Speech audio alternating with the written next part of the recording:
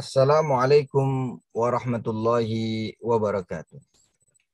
Alhamdulillah wa syukurillah wassalatu wassalamu ala rasulillah. Kaum muslimin rahimakumullah, berbicara tentang hati selalu menjadi topik yang menarik untuk dibahas. Di dalam bahasa Arab, hati itu adalah qalbun, artinya bolak-balik. Dikatakan demikian karena hati adalah dunia yang abstrak, unik, gampang berubah, dan pasang surut. Karena memiliki sifat yang unik itu, yang tidak tetap tadi, maka hati harus diarahkan dan dijaga dengan sebaik-baiknya. Sebab jika tidak, maka hati akan berubah menjadi hati yang sakit atau al-qalbul marid. Di dalam Al-Quran surah Al-Baqarah ayat 10, Allah Subhanahu wa taala berfirman, A'udzu billahi minasyaitonir rajim, fi qulubihim maradun fazadahumullahu marada wa lahum adzabun alimun bima kanu yakdzibun. Dalam hati mereka ada penyakit dan Allah menambahkan penyakitnya itu dan mereka mendapat azab yang pedih karena mereka berdusta. Kaum muslimin rahimakumullah, dalam kenyataan hidup, banyak orang yang berpikir dan cerdas namun jatuh pada kehinaan disebabkan karena memiliki hati yang sakit.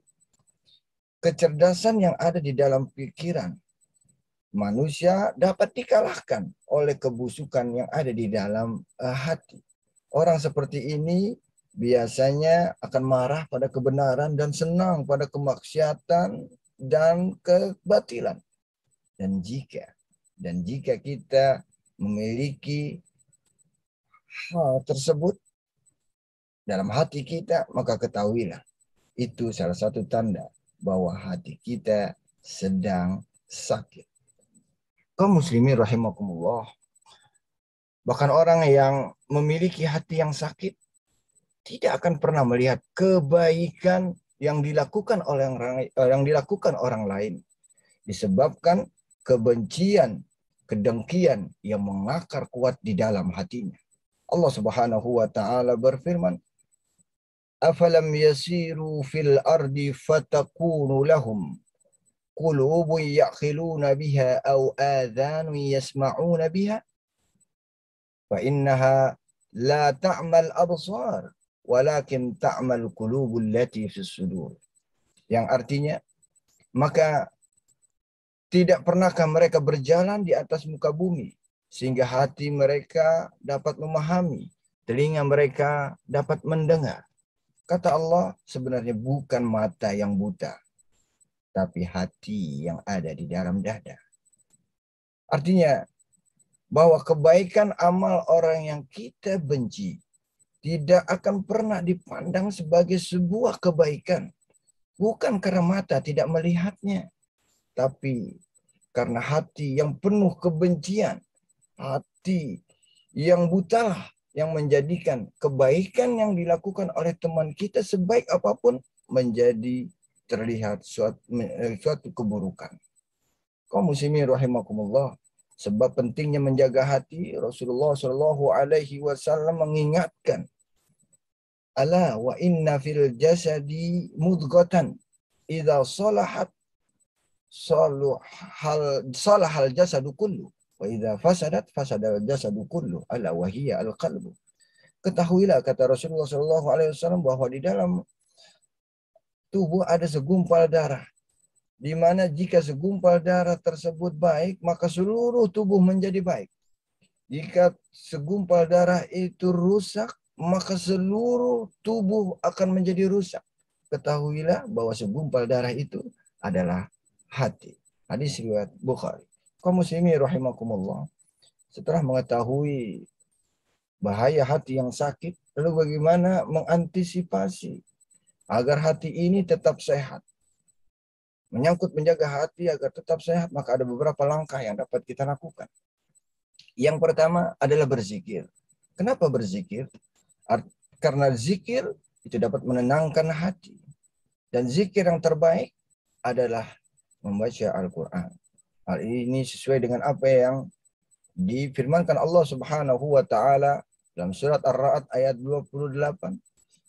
Alladzina amanu wa tatma'innu qulubuhum bizikrillah ala bizikrillahi tatma'innul qulub. Yaitu orang-orang yang beriman dan hati mereka menjadi tentram dengan mengingat Allah. Hal ini hanya dengan mengingat Allah lah hati itu menjadi tentram. Ar-Ra'd ayat 28. Adapun langkah yang kedua adalah dengan tobat dan istighfar. Tobat dan istighfar ini sangat berguna untuk melebur dosa-dosa yang pernah kita lakukan. Menyadarkan kesalahan yang pernah kita lakukan. Tobat dan istighfar adalah dua obat yang membuang toksin di dalam hati. Ia bagaikan antibodi yang bisa membuat hati tetap sehat. Yang ketiga adalah dengan doa.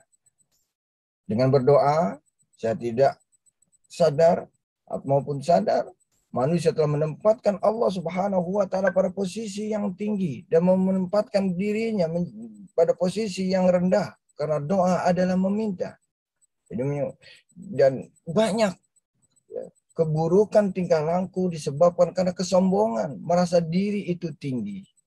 Jadi dengan berdoa, tidak langsung kita meletakkan diri kita rendah, kita membutuhkan Allah Subhanahu wa taala. Oleh sebab itu, doa menjadi salah satu langkah bagaimana kita dapat membersihkan hati dan menenangkan hati ini. Kemudian yang keempat adalah bersolawat. Hal ini menjadikan Rasulullah Shallallahu Alaihi Wasallam tauladan dalam hidup kita. Menyangkut hal ini ada salah satu salawat yang sering kita dengar akhir-akhir ini, yaitu salawat Tibil Qulub yang kurang lebih bunyinya demikian. Allahumma salli ala Sayyidina Muhammadin Tibbil Qulubi wa dawa'iha وعافية الأبدان وشفائها ونور الأبصار وضيائها وعلى آله وصحبه وسلم.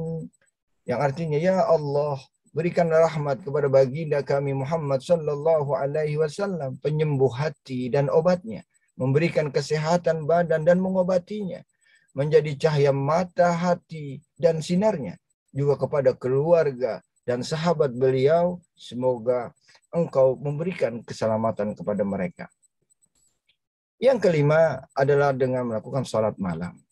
Begitu banyak keutamaan salat malam yang dijelaskan baginda Rasulullah SAW dalam hadisnya, dan juga bagaimana Allah Subhanahu wa taala firmankan dalam surat Al-Isra ayat 79, "Wa minal laili fatahajjad bihi nafilatan lak asa ayyab'asaka rabbuka maqaman mahmuda."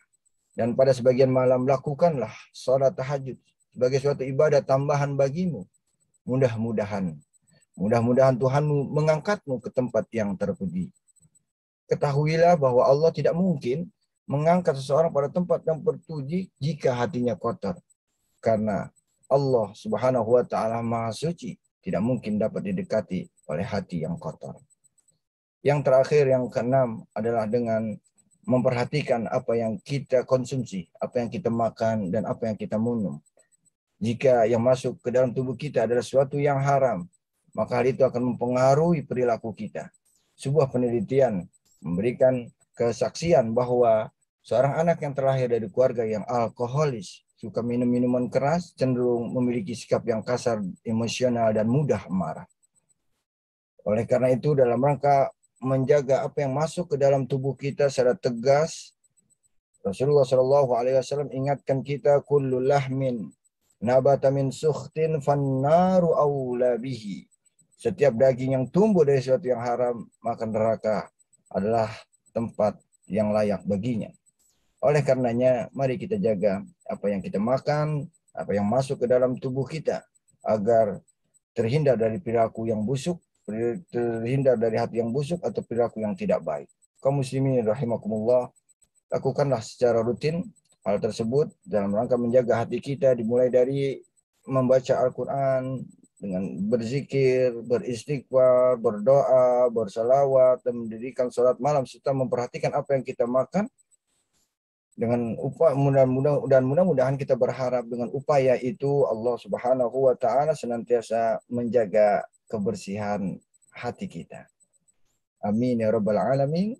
Terima kasih. Wabillahi taufiq wal hidayah. Assalamualaikum warahmatullahi wabarakatuh.